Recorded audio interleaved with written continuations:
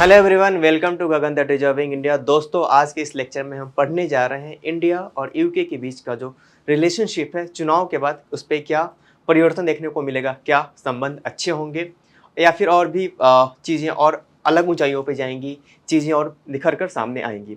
अभी आपने देखा होगा कि अभी हाल ही में इंडिया के अंदर में चुनाव आए, उसके रिजल्ट आए। हालांकि सत्ता का परिवर्तन नहीं हुआ, लेकिन ऐसा माना जा रहा है, चुनावी गलियारे में ऐसी चर्चाएं हो रही हैं कि प्रधानमंत्री नरेंद्र मोदी संख्यात्मक तौर पे, अगर मैं सांसदों की संख्या की बात करूं, तो सबसे कमजोर नेता के तौर पर सामने उभर कर सामने आए हैं। तो क्या जिस तरीके से एक जियोपॉलिटिक्स में उनकी एक धाक थी, क्या वो धाक बनी रहेगी? अभी इंग्लैंड में यानी कि यूके में चुनाव होने वाले हैं। आपको पता है, ऋषि सुनक वहाँ के प्रधानमंत्री हैं, प्राइम मिनिस्टर हैं। तो क्या फिर से वो रिपीट हो रहे हैं या फिर उनके बदले कोई और आ रहा है? और अगर कोई और आता है तो हमारे उनके साथ संबंध कैसे होते हैं, उसको समझने की कोशिश करेंगे आज के इस लेक्चर में। इसी के साथ साथ हम ये भी समझेंगे कि हमारा और उनके बीच का जो एक एनालिटिकल एनालिसिस होता है, मतलब एनालिटिकल जो स्टडी होता है, उसको भी करने की कोशिश करेंगे, जिसमें कि हम समझेंगे कि इंडिया का रिलेशनशिप यूनाइटेड किंगडम के साथ कैसा है। इसी के साथ हम ये भी समझेंगे कि दोनों के पर्सपेक्टिव से, इंडिया के पॉइंट ऑफ व्यू से, यूनाइटेड किंगडम के पॉइंट ऑफ व्यू से क्या रिलेशनशिप है दोनों के बीच का। तो चलिए स्टार्ट करते हैं आज के इस लेक्चर को। तो सबसे पहले हम देखेंगे कि जैसे कि बात हो रही है कि 2024 का जो इलेक्शन है होने वाला है, तो इंडिया के फॉरेन पॉलिसी को कैसे इंपैक्ट करेगा हम समझने की कोशिश करेंगे।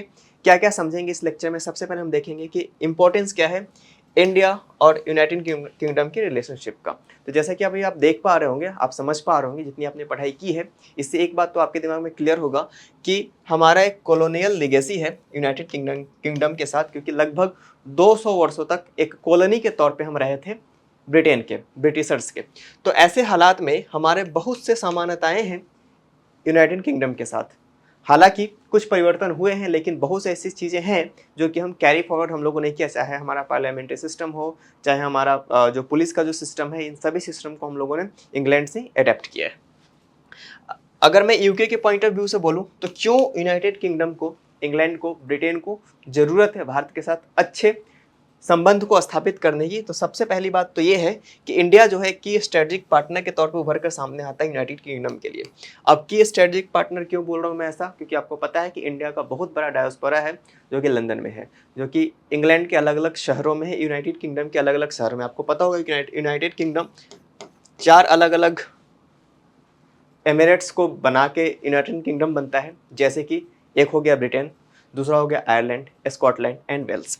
तो वहाँ पे इंडियन डायस्पोरा काफ़ी ज़्यादा इंपॉर्टेंट है। अभी एक रिपोर्ट भी आई थी कि वहाँ लंदन के अंदर में जो 60% प्रॉपर्टी है वो इंडियन ओरिजिन के लोग ओन करते हैं। तो बात करी जा रही थी कि एक रिवर्स कॉलोनाइजेशन का एक दौर शुरू हो चुका है दुनिया के अंदर में। इसी के साथ साथ जो ब्रिटेन का एक एम्बिशन है ग्लोबल ब्रिटेन बनने का, मतलब ये कि एक टाइम पे ऐसा बोला जाता था कि इंग्लैंड का साम्राज्य में कभी सूर्य अस्त नहीं होता, मतलब कि कहीं रात हो जाता है तो एक जगह पे दिन हो जाता था किसी देश में जहाँ पे अंग्रेजों का साम्राज्य हुआ करता था, ब्रिटिशर्स का एम्पायर हुआ करता था। तो उनका एक जो एम्बिशन है वो ग्लोबल ब्रिटेन बनाने का।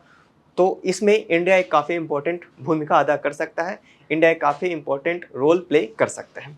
चलिए चलते हैं नेक्स्ट स्लाइड के ऊपर। अगर नेक्स्ट स्लाइड में देखें तो ये तो हो गया इंग्लैंड के पर्सपेक्टिव से, इंग्लैंड के पॉइंट ऑफ व्यू से हमारा क्या इंटरेस्ट है। जैसे कि हेनरी किसिंजर जो कि यूनाइटेड स्टेट्स के सेक्रेटरी ऑफ स्टेट हुआ करते थे, उनकी एक बहुत अच्छी लाइन थी जो कि जियो पॉलिटिक्स में हमेशा एक एवरग्रीन लाइन के तौर पर, एवरग्रीन कोटेशन के तौर पर कंसिडर किया जाएगा। उन्होंने कहा था कि US has not permanent friend and not permanent enemy, only interest. मतलब ये कि सिर्फ यूनाइटेड स्टेट का हित होना चाहिए, ना तो कोई परमानेंट दोस्त होता है ना ही परमानेंट दुश्मन होता है। उसी के नज़रिए से अगर हम देखें तो इंडिया का क्या हित है यूनाइटेड किंगडम के साथ रिश्ते अच्छे करने का।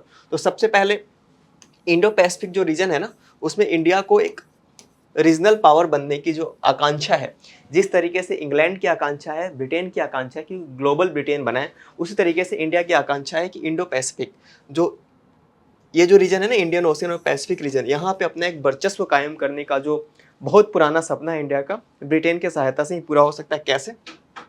क्योंकि वहाँ पे ना बहुत सारे नेवल फैसिलिटीज ब्रिटिशर्स ने एस्टेब्लिश कर रखे, जैसे कि ओमान इसी रीजन में आता है, सिंगापुर आपको इसी रीजन में देखने को मिलेगा, बहरीन यहीं दिखने को मिलेगा, केन्या आपको देखने को मिलेगा इसी रीजन में।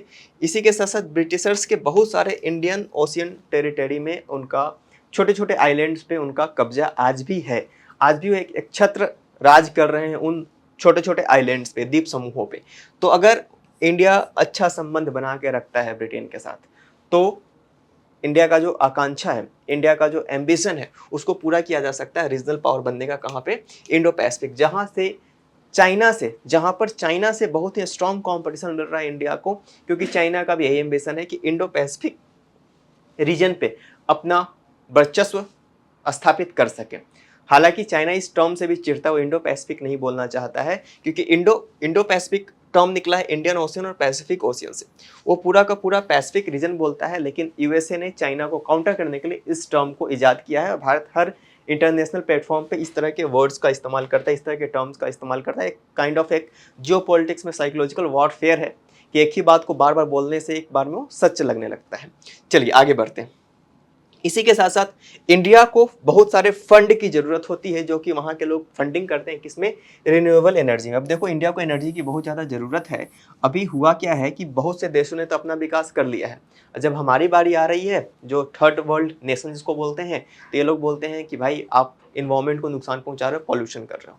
तो वैसे में क्या करना होगा? उन चीज़ों को भी देखना होगा। हमने प्रॉमिस किया है कि हम नेट जीरो हो जाएंगे एक टाइम पर आके, तो रिन्यूएबल एनर्जी की भी बहुत ज़्यादा ज़रूरत होगी, जहाँ से इंग्लैंड से हमें बहुत ही ज़्यादा ज़बरदस्त मदद, फंडिंग मिलने की उम्मीद है। इसी के साथ साथ बहुत सारे मार्केट हैं, मार्केट का एक्सेस मिल जाएगा इंडिया को।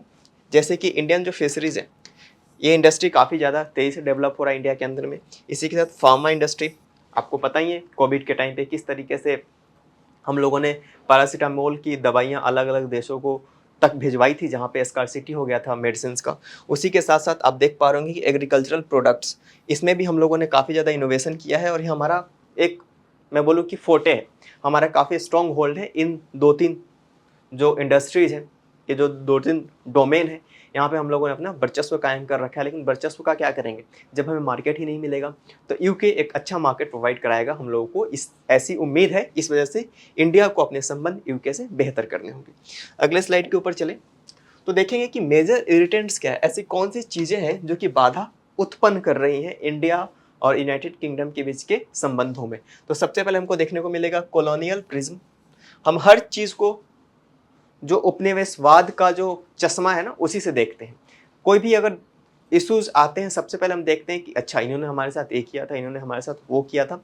इस वजह से भी थोड़ा बहुत साइकोलॉजिकल लेवल पे हम पिछड़ जाते हैं अपना संबंध बेहतर करने के इरादे से यूनाइटेड किंगडम के साथ। उसी के साथ साथ अगर मैं बोलूँ कि कॉन्सिक्वेंसेज ऑफ पार्टीशन, अभी तक जो कि सच्चाई भी है, पार्टीशन के लिए अगर कोई देश जिम्मेवार था तो वो इंग्लैंड था। उसने आपाधापी में वर्ल्ड वॉर, हालांकि वो जीत चुका था, लेकिन उसका बहुत ही ज़्यादा फाइनेंशियल लॉस हुआ था, क्षति हुई थी। अब ऐसे में वो एक कॉलोनी नहीं चला सकता था। तो आपाधापी में, जहाँ जुलाई 1948 में उन्होंने अपने पार्लियामेंट में बिल पारित किया था कि हम जुलाई 1948 तक इंडिया को छोड़ देंगे, वो 9-10 महीने पहले ही 1947 में ही चले जाते हैं। तो जल्दीबाजी में एक ऐसे व्यक्ति को बाउंड्री डिवाइड करने के लिए भेज दिया गया, रेड क्लिफ, जिसको कि आज हम रेड क्लिफ लाइन भी बोलते हैं, जिसको जो कभी इंडिया आया ही नहीं था, जिसको इंडिया का कोई आइडिया ही नहीं था, उसने पार्टीशन के लिए बाउंड्री बनाई इंडिया और पाकिस्तान के बीच में। तो अभी तक ये जिसको बोलते हैं ना दर्द, एक नासूर हमारे अंदर बना हुआ है कि किस तरीके से उन्होंने हमें दर्द दिया है पार्टीशन के अंदर में। तो ये भी एक निगेटिव पॉइंट के तौर पे कंसिडर किया जाता है इंडिया और यूके रिलेशनशिप में। इसी के साथ साथ कोल्ड वार के बारे में आप सभी को पता ही होगा कि कोल्ड वार, ज़्यादा डिटेल्स में इसको बता पाना भी पॉसिबल नहीं होगा, क्योंकि एक अलग से लेक्चर ही है कोल्ड वार। लेकिन मैं शॉर्ट में आपको बता देता हूँ कि कोल्ड वार में दुनिया 2 धुरी में बट गई थी।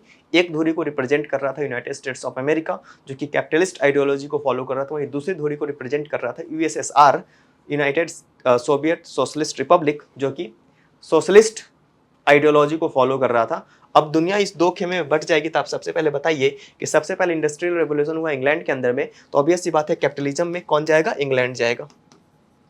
और रसिया सोशलिज्म को फॉलो कर रहा था, और उस वक्त जो हमारे फ्रीडम फाइटर थे वो सोशलिज्म के चश्मे से दुनिया को देख रहे थे। तो ऐसे में हम रसिया के काफ़ी क्लोज चले जा चुके थे, और हम रसिया के क्लोज एलाई के तौर पे काम कर रहे थे, जो कि इंग्लैंड को पसंद नहीं था, यूनाइटेड किंगडम को पसंद नहीं था। और ऐसे में कोल्ड वार ने एक बहुत ही एक इरिटेंट के तौर पे काम किया हमारे और यूनाइटेड किंगडम के बीच का जो रिलेशनशिप है उसके बीच में।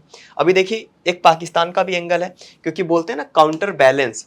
तो वेस्टर्न कंट्रीज क्या करती है ना, इंडिया को काउंटर करने के लिए, बैलेंस करने के लिए वो पाकिस्तान का इस्तेमाल करते हैं, और पाकिस्तान एक कठपुतली की तरह इस्तेमाल होता ही रहता है। उसको इस बात की समझ नहीं है। फंडिंग के जरिए अभी तक, मतलब मैं अगर बोलूँ कि लादेन को जब एसेसिनेट किया, लादेन के जब इनकाउंटर किया गया था, उससे पहले तक अमेरिका के फंडिंग पे पाकिस्तान अपनी हरकतें कर रहा था। अब चाइना के फंडिंग पे पाकिस्तान अपनी हरकतें कंटिन्यू किए हुए है।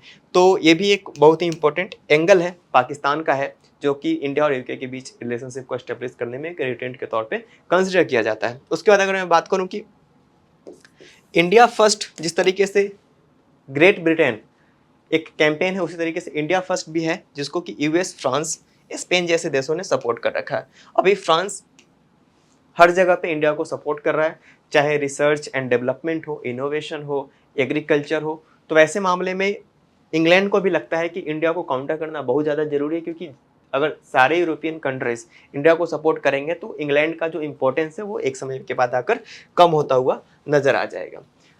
चलो, ये सब तो हम लोगों ने देख लिया इंडिया के पॉइंट ऑफ व्यू से, यूनाइटेड किंगडम के पॉइंट ऑफ व्यू से।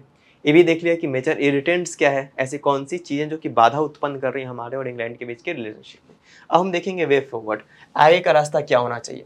तो इंडिया जो है एक नेचुरल एलाई के तौर पे कंसिडर किया जाता है। Top political and economic priorities है इंडिया के पास। तो इंडिया एक बहुत ही सक्षम देश बनकर आगे बढ़ रहा है। हमारे जो प्रधानमंत्री का सपना है आत्मनिर्भर भारत का, उसमें हम हर क्षेत्र में आगे की तरफ बढ़ते जा रहे हैं। इसी के साथ साथ डायलॉग को इंगेज करना होगा यूनाइटेड किंगडम के साथ। अभी वहाँ के जो प्राइम मिनिस्टर है ऋषि सुनक, उनके साथ भी ऐसा बोला जाता है कि हमारे प्राइम मिनिस्टर का बहुत ही अच्छी बॉन्डिंग है।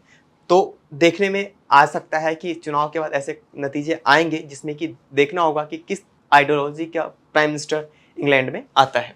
इसी के साथ साथ आपको पता होना चाहिए कि यूनाइटेड किंगडम जो है, इंग्लैंड जो है, यूनाइटेड सिक्योरिटी काउंसिल का, यूनाइटेड नेशन सिक्योरिटी काउंसिल का परमानेंट मेंबर है, जहाँ पे वो हमारी मदद कर सकता है। हमारी एक आकांक्षा है, हमारी एक आशा है कि हम भी एक परमानेंट मेंबर के तौर पर कंसिडर किया जाए यूनाइटेड नेशन सिक्योरिटी काउंसिल के अंदर में। उसी के साथ साथ सेंटर ऑफ टेक्नोलॉजिकल इनोवेशन में अगर इंडिया को आगे बढ़ना है तो इंग्लैंड के साथ संबंध अच्छे करने ही होंगे। तो ये पूरा लेक्चर था इंग्लैंड यानी कि यूनाइटेड किंगडम के अंदर में इलेक्शन जो हो रहे हैं उसके परिणाम आने के बाद किस तरीके की संभावनाएं उत्पन्न होंगी। इसी के साथ हम लोगों ने एक स्टैटिक का टॉपिक भी क्लियर किया, इंडिया यूके रिलेशनशिप। तो आज के लेक्चर में फिलहाल इतना ही, हम मिलेंगे नेक्स्ट लेक्चर में। Thank you very much.